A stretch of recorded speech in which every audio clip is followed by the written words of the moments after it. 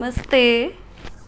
आज जो हम योगा अभ्यास कर रहे हैं वो कर रहे हैं बढ़ती उम्र के साथ शारीरिक दिक्कतें भी बढ़ती जाती हैं। जैसे जैसे महिलाएं आज के समय में 30 की उम्र पार करते ही हल्की हल्की दिक्कतें शुरू हो जाती हैं। हल्की दिक्कतें मतलब बॉडी में स्टेमिना कम हो जाना, बहुत जल्दी थकावट हो जाना और हड्डियों में दर्द, जॉइंट्स में पेन। तो इन दिक्कतों से हम डेली रूटीन में जूझते रहते हैं। तो हमें प्रतिदिन क्या करना है? योगा अभ्यास।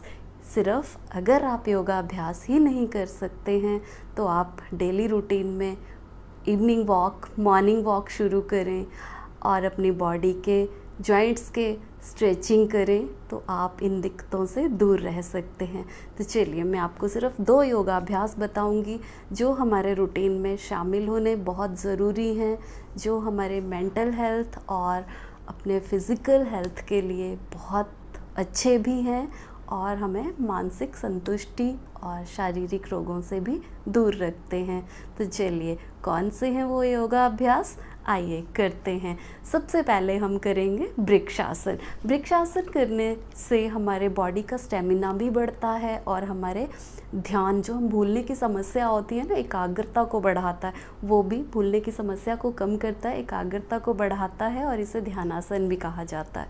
तो चलिए, हमारे ऋषि मुनि लोग भी पुराने ज़माने में इसी आसन को करते थे और मोक्ष की प्राप्ति करते थे। पर हम मोक्ष की प्राप्ति तो नहीं करेंगे, पर अपने बॉडी के स्टेमिना को बढ़ाएंगे। Thums up. चलिए स्टार्ट करते हैं। राइट लेग को आपने फोल्ड करें घुटने को और लेफ़्ट पे आप उसे घुटने के थोड़ा सा ऊपर रखें। तो इसके लिए आप सबसे पहले इस तरह से बिल्कुल ध्यान के साथ अपनी एकाग्रता को बढ़ाएं।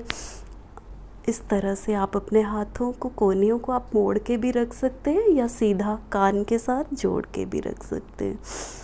लंबी गहरी सांस भरें, छोड़ें। अपनी दृष्टि को किसी एक जगह पे टिका के रखें।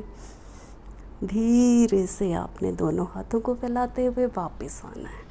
इसी तरह से हमने अभी राइट लेग के साथ किया। अब हम लेफ़्ट लेग को राइट लेग पे घुटने के थोड़ा ऊपर टिका के रखना है और जो आपका अगर घुटना ऐसे सामने आता है तो इसको आप थोड़ा सा इस तरह हाथ से पीछे करें। अपने दोनों हाथों को कान के साथ बिल्कुल सीधा करें। कोहनियों को आपने सीधा करने के साथ साथ कान के साथ लगाएं, या फिर आप इस तरह नहीं कर सकते तो अपने दोनों हाथों को, कोहनियों को मोड़ के इस तरह से अपनी दृष्टि को एक जगह पे कहीं भी सामने टिका दें। जितनी देर आपसे हो सकता है आप करें। कम से कम 30 सेकंड तक रुकने का अभ्यास करें। ये योगासन बहुत अच्छा है। चलिए, इसके बाद हम दूसरा व्यायाम करते हैं, अधोमुखासन। अधोमुखासन हमारे मेंटल हेल्थ के साथ साथ हमारे हेयर ग्रोथ और हेयर प्रॉब्लम्स जितनी भी होती हैं उनको दूर करता है और हमारी एकाग्रता को भी बढ़ाता है, स्टेमिना को भी बढ़ाता है। तो कैसे करते हैं इस आसन को? आप अपने दोनों पैरों को खोलें, कंधों के समांतर खोलें। धीरे धीरे आपने झुकना है और सामने इस तरह से मैट पे आप अपने दोनों पैरों को खोल के भी रख सकते हैं। अपनी दृष्टि को अपने दोनों हाथों के बीच में रखना है। इस आसन को कहते हैं अधोमुखासन। यदि आप अपनी दृष्टि को इस तरह से बैलेंस हाथों के बीच में नहीं रख पा रहे हैं तो आपने दोनों अपने इसी स्थिति में बने रहें और अपनी नाभि को देखें। 30 सेकंड तक रुकें और धीरे से वापस आएं। इसका एक और आसन है, जैसे आप अपने दोनों पैरों को जोड़ के भी रख सकते हैं और दोनों हाथों में जो आपकी गैप है आपने वहीं पे बीच के पोर्शन पे आपने दृष्टि को टिकाए रखना है। अधोमुखासन। अधोमुखासन हमारे बॉडी के स्टेमिना को बढ़ाने के साथ साथ मेंटल हेल्थ को भी स्वस्थ रखता है। तो चलिए, इन दोनों योगाभ्यास का आप अभ्यास करें, स्वस्थ रहें और मजबूत रहें।